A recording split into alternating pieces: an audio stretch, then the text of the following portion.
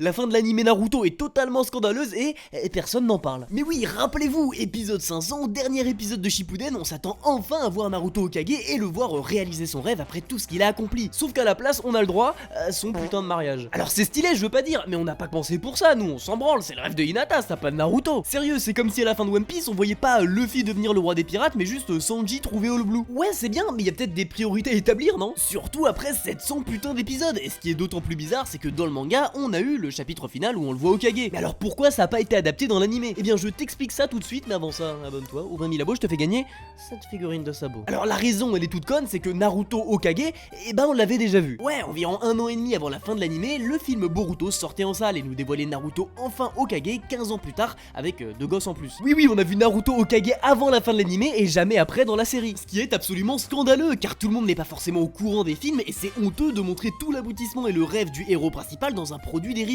Sérieux, il manque le morceau le plus important et tout le monde a applaudi. Vous vous foutez de ma gueule?